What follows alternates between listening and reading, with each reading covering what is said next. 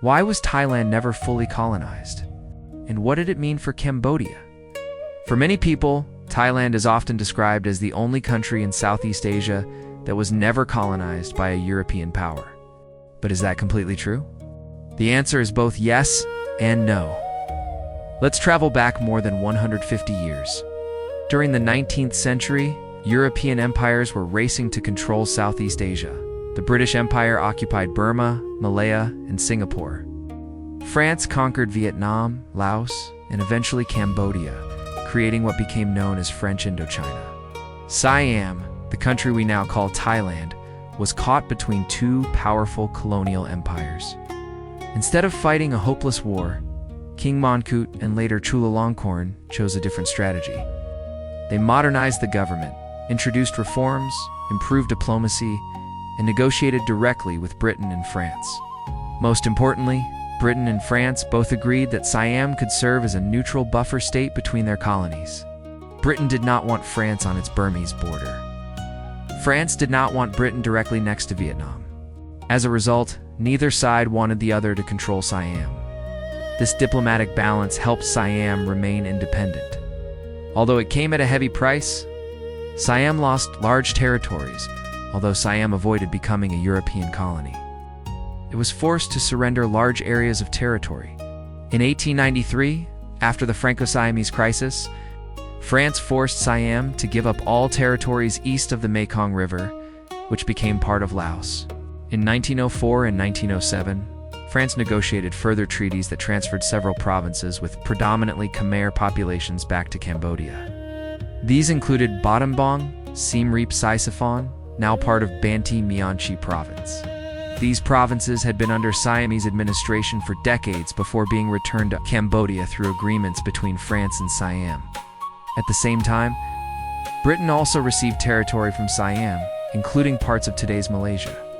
So while Siam remained politically independent, it lost significant territory in order to preserve its sovereignty. What was happening to Cambodia? Cambodia had once been one of the greatest civilizations in Asia, the Khmer. Empire ruled much of mainland Southeast Asia between the 9th and 15th centuries. But after the fall of Angkor in 1431, Cambodia entered a long period of decline.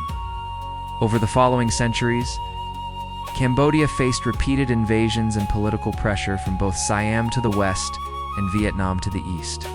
At different times, Siam exercised influence over parts of Cambodia, and some Cambodian kings sought Siamese military support during internal succession struggles. Vietnamese rulers also intervened in Cambodian affairs during other periods. Cambodia often found itself caught between these stronger neighbors. By the mid-1800s, many Cambodian leaders feared that the kingdom could disappear altogether. Why did Cambodia accept French protection? In 1863, King Norodom accepted French protection. This was not because France conquered Cambodia through a major war. Instead, the Cambodian court sought French support to strengthen the kingdom against pressures from neighboring powers and to preserve Cambodia as a distinct state. France established a protectorate over Cambodia, meaning the Cambodian monarchy remained. But France controlled many aspects of foreign policy and administration. For many Cambodians, French rule brought both costs and benefits. The colonial government controlled Cambodia politically and economically.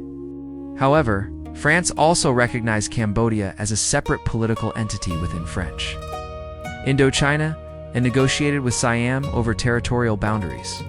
France returned Khmer provinces. One of the most significant results came in 1907, following negotiations between France and Siam. Siam transferred Battambang, Siem Reap, and Sisaphon to French-administered Cambodia. This meant that Angkor Wat and many of the great temples of Angkor became part of Cambodia again, under the protectorate. Without these agreements, Cambodia's borders today might look very different. What about World War II? Many people believe Thailand was never occupied. But during the World War II, the situation changed. In December 1941, Japan invaded Thailand. After brief fighting, the Thai government agreed to cooperate with Japan rather than continue military resistance.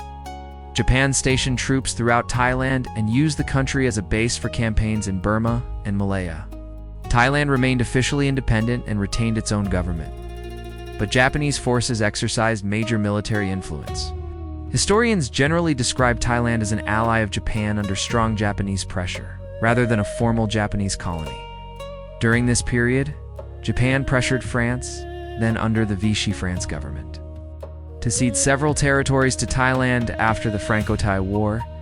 This included Battambang, Siem Reap, and other areas. However, after Japan's defeat in 1945, these territories were returned to Cambodia under international agreements. Final thoughts: Thailand's independence was not simply the result of military strength.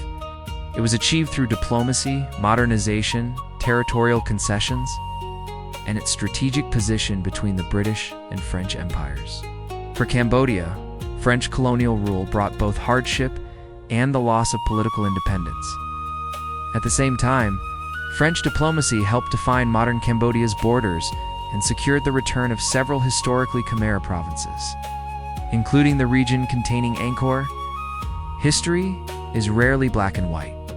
Both Cambodia and Thailand experienced difficult choices shaped by powerful empires, regional rivalries, and global politics.